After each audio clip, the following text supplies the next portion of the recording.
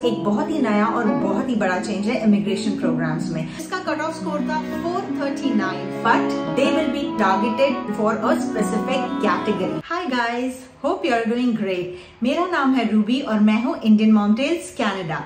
आज मैं आपके लिए जो वीडियो लेके आई हूँ वो इंफॉर्मेटिव के साथ साथ एक्साइटिंग भी है। एक्साइटिंग किस लिए? Because I'm going to talk about the new category based express entry जो अभी इंट्रोड्यूस हुआ है। बट आगे बढ़ने से पहले प्लीज इस वीडियो को लाइक कीजिए और मेरे चैनल को सब्सक्राइब कीजिए। मैं बनाती हूँ बहुत सारे informative videos about Canada and also I make videos about my life in Canada, जिससे आपको पता चलता है कि यहाँ पे एक इंडियन इमिग्रेंट की लाइफ कैसी होती है। अब बात करते हैं कैटेगरी बेस्ड ड्रॉस की। कैटेगरी बेस्ड ड्रॉस एक बहुत ही नया और बहुत ही बड़ा चेंज है इमिग्रेशन प्रोग्राम्स में। एक्चुअली ये डिसीजन लिया गया था somewhere around May in last year. Canada will introduce something called as a category based draws, पर इस ड्रॉस की शुरुआत हुई है बस 28 जून 2023 से। सो अभी पिछले महीने और इस महीने में इनके पहले ड्रॉज ही निकले हैं। तो पहले समझते हैं कि कैटेगरी बेस्ड ड्रॉज हैं क्या exactly. So basically, the Canadian government has come up with 6 different categories जिसके बेसिस पे एक्सप्रेस एंट्री के ड्रॉज होंगे और जिसके बेसिस पे ITS सेंड होंगे। ये 6 कैटेगरीज वो कैटेगरीज हैं जो मिनिस्ट्रीज ने साथ में मिलकर डिसाइड किया है with the help of stakeholders, traders, businesses कि उन्हें किन लोगों की एक्चुअली इस कंट्री में जरूरत है। आप लोगों ने तो सुना ही होगा कि हाल ही में हर जगह यही बात है कि कनाडा में जॉब्स ही नहीं है, कनाडा मत जाओ। ऐसा नहीं है, कनाडा में जॉब्स हैं बट स्पेसिफिक लोगों के लिए, स्पेसिफिक कैटेगरीज के लिए। फिलहाल इन्हीं कैटेगरीज को प्रायोरिटाइज कर ये ड्रॉज अनाउंस हुए हैं। तो ये जो कैटेगरी बेस्ड ड्रॉज हैं ये बेस्ड हैं 3 चीजों पर: work experience, your language ability and your education. बाकी सारी इसकी जो चीजें हैं, बाकी सारी जो इसकी रिक्वायरमेंट्स है remains the same as the Express Entry requirements. ये कैटेगरी बेस्ड ड्रॉज बिल्कुल उसी तरह होंगे जिस तरह एक्सप्रेस एंट्री के ड्रॉज होते हैं अभी तक। ये कैटेगरी बेस्ड ड्रॉज भी बिल्कुल इन्हीं एक्सप्रेस एंट्री ड्रॉज की तरह होंगे, but they will be targeted for a specific category. अब ये कैटेगरीज हैं क्या? French language proficiency, healthcare occupations, agri-foods and agriculture-based, STEM occupations, trade occupations and transport occupations. Basically ये वो कैटेगरीज हैं जिनकी कनाडा को फिलहाल बहुत जरूरत है। तो आइए इसे 1 by 1 ब्रेक डाउन करते हैं और समझते हैं ये एक्चुअली है क्या। फर्स्ट, जैसे मैंने आपको बताया है, फ्रेंच लैंग्वेज प्रोफिशिएंसी। यहाँ पे कनाडा में सेकेंड ऑफिशियल लैंग्वेज है फ्रेंच, जो कि मैक्सिमम बोली जाती है in the province of Quebec. अब कनाडा चाहता है कि फ्रेंच स्पीकिंग लोग सिर्फ क्यूबेक तक ही ना रहे बल्कि पूरी कनाडा में हो। इसीलिए फ्रेंच लैंग्वेज प्रोफिशिएंसी ये कैटेगरी इंट्रोड्यूस की है, जहां पे अगर आपका NCLC score in all the 4 abilities which is reading, writing, speaking and listening में 7 एंड अबव आता है तो आप इस कैटेगरी के लिए एलिजिबल होते हैं। तो बेसिकली होगा क्या, आप अपनी फाइल डालेंगे एग्जैक्टली वैसे ही जैसे आप एक्सप्रेस एंट्री के लिए डालते हैं, पर उसमें ऑब्वियसली आप ऐड करेंगे अपने NCLC स्कोर्स फ्रेंच लैंग्वेज के भी। अब जब कैटेगरी बेस्ड ड्रॉ होगा जो फ्रेंच प्रोफिशिएंसी स्पेसिफिक होगा, तो आपकी फाइल पिकअप होगी बेस्ड ऑन जो भी उस एक्सप्रेस एंट्री ड्रॉ का कट ऑफ होगा। सो फॉर एग्जांपल, अगर आपका स्कोर है 400 और अगर फ्रेंच प्रोफिशिएंसी बेस्ड राउंड हो रहा है और उसका कट ऑफ स्कोर आता है 375, तो आपकी फाइल पिकअप हो जाएगी। बट इसका मतलब ये नहीं है कि अगर आपका जो स्कोर है, अगर आपका NCLC स्कोर 7 एंड अबव आ गया तो आपको मिल जाएगा। नहीं, आपको एक्सप्रेस एंट्री की बाकी सारी जो फॉर्मेलिटीज हैं, बाकी सारी जो रिक्वायरमेंट्स हैं, उन्हें भी मीट करना पड़ेगा in addition to your French proficiency requirement. Only then you are eligible for this category. तो एवरी कैटेगरी में आपको आपकी एक्सप्रेस एंट्री की रिक्वायरमेंट्स डेफिनेटली मीट करनी है एंड उसके साथ आपको मीट करनी है अपनी कैटेगरी बेस्ड रिक्वायरमेंट्स, तब जाके आप एलिजिबल होंगे for your file to be picked up and considered. तो नेक्स्ट आते हैं हम हेल्थ केयर ऑक्यूपेशंस पे। हेल्थ केयर ऑक्यूपेशंस में बहुत लंबी लिस्ट है, मैं यहाँ आपको लिस्ट दिखा देती हूँ। आप ये ऑल्सो CIC की वेबसाइट पे चेक कर सकते हैं। So to be eligible for the health care occupation category, the requirement is everything that is required for express entry, plus you should have 6 months of minimum experience in the past 3 years in one of these NOCs or occupations that have been mentioned on the website. अगर आप इस profession को belong करते हैं, अगर आपका occupation in NOCs में से एक है जो कि लिस्टेड है for the health care occupation requirements along with all the other express entry requirements, then you will be considered for the category based draw of healthcare occupations. तो next आता है agriculture and agri based occupations. इनमें आते हैं contractors, supervisors, landscapers, butchers for both wholesale and retail and many other occupations which are related to agri foods and agriculture. इसके लिए भी requirement बिल्कुल सेम है। Everything that's required for express entry, plus you should have a minimum of 6 months of work experience in any of these field or in any of these occupations in the past 3 years, whether inside or outside of Canada. अगला आता है trade occupations. Trade occupations की ये है list. ये सारी list as I told you आप Canadian government की वेबसाइट से भी चेक कर सकते हैं और हर एक कैटेगरी के लिए रिक्वायरमेंट्स बिल्कुल सेम है। 6 months of minimum work experience in the past 3 years and that 6 months should be continuous.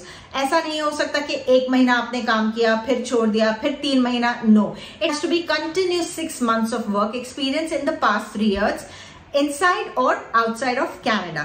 Similarly, ये है ट्रांसपोर्ट ऑक्यूपेशंस की list. Again, the requirement is same. And last आते हैं STEM, which means science, technology, engineering and math occupations.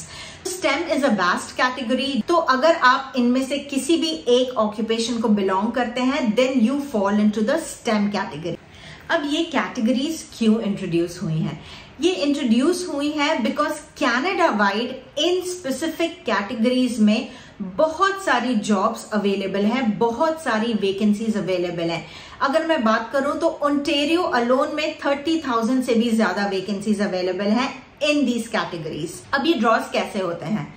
तो ये drawers बिल्कुल आपके express Entry drawers की तरह होते हैं, बट एवरी ड्रॉ जब भी कैटेगरी बेस्ड ड्रॉ होता है वो अनाउंस कर देते हैं, वो आपको बताते हैं कि वो किस कैटेगरी का ड्रॉ निकालने वाले हैं।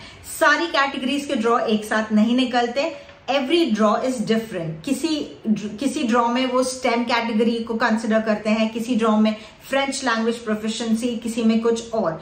सो all these 6 categories have their own separate draws apart from your regular Express Entry draw जो होता है।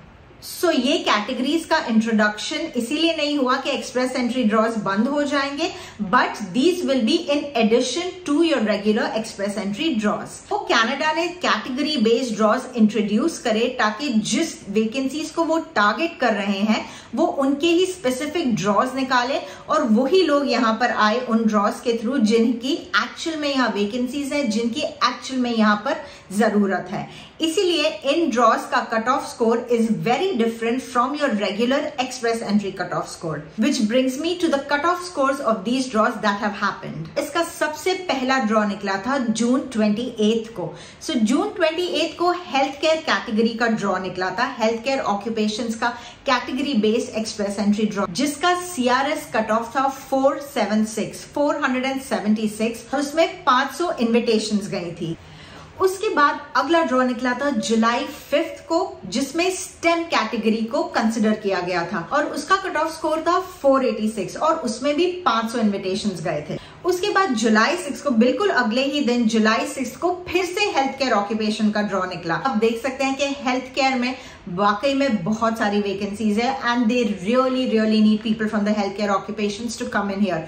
तो फिर से उसका ड्रॉ हुआ 6 जुलाई को, जिसका कट ऑफ स्कोर था less than the first draw that had happened. Cut off score was 463 और इसमें गई 1500 इन्विटेशंस। उसके बाद फिर जुलाई 7 को हुआ फ्रेंच लैंग्वेज प्रोफिशिएंसी का कैटेगरी बेस्ड ड्रॉ, जिसका कट ऑफ स्कोर था 439 और जिसमें गई 2300 इन्विटेशंस। नाउ अगर आप यहाँ पे देखें तो एक्सप्रेस एंट्री के कट ऑफ स्कोर तो बहुत ही हाई जा रहे हैं। जैसे जो लास्ट एक्सप्रेस एंट्री ड्रॉ हुआ था उसका कट ऑफ स्कोर था 511 और उसमें सिर्फ कुछ अराउंड 700 इन्विटेशंस गई थी। वहीं पे आप अगर ये फ्रेंच लैंग्वेज प्रोफिशिएंसी का कट ऑफ स्कोर देखें, it is way below anything that have happened in the past 1 to 2 years, even in express entry. 439 इतना नीचे कट ऑफ स्कोर आया ही नहीं है अभी तक एक्सप्रेस एंट्री का. So this tells you that they actually need a lot of people to come into Canada who can speak French fluently. After 7th July, again on the 12th of July, French language proficiency का फिर से category based draw हुआ था. Very shockingly उसका cut off score था 375. Yes, you heard that right, 375. I don't remember the last time express Entry draw इतना नीचे आया होगा, इतना लो कट ऑफ स्कोर आया होगा. और उसमें गई थी 3,800 invitations, which was more than the 2,300 which they had sent in the previous draw. This actually tells you that healthcare occupations and French language proficiency are actually the two categories जिनकी Canada को बहुत ही ज्यादा जरूरत है. This also gives hope to people who have been waiting to get their files picked up in express entry for a very long time, जिनका score काफी कम है. अगर आप इनमें से किसी भी कैटेगरी को बिलोंग करते हैं एंड स्पेशली अगर आप फ्रेंच लैंग्वेज प्रोफिशिएंसी में 7 बैंड और मोर ला सकते हैं, so I think you stand a very good chance of getting your file picked up in the category based express entry draw. Whole thing tells you that Canada right now is actually focusing on people that they really need to fill up the vacancies in the country. It actually tells you that now the focus has shifted from only getting maximum people inside to actually getting people that the country really requires. तो अगर देखा जाए तो जो 6 categories introduce हुई हैं उनमें से 5 है ऑक्यूपेशन बेस्ड और 1 है लैंग्वेज बेस्ड. अब ये जो कैटेगरीज है ये कोई परमानेंट कैटेगरीज नहीं है. These categories are only annual categories. That means जो इस साल की जो कैटेगरीज चूज हुई हैं they are valid only for 2023. ये सिर्फ 2023 की कैटेगरीज हैं. These categories will be reviewed every year and based on the requirements, based on country को उस moment पे उस साल में किन चीजों की जरूरत है, किन लोगों की जरूरत है, किन professions की जरूरत है, these categories may or may not change. बहुत अच्छी न्यूज है आपके लिए भी if you belong to these categories or if you're learning French or planning to learn French, then you can come to Canada as an immigrant through one of these category based draws.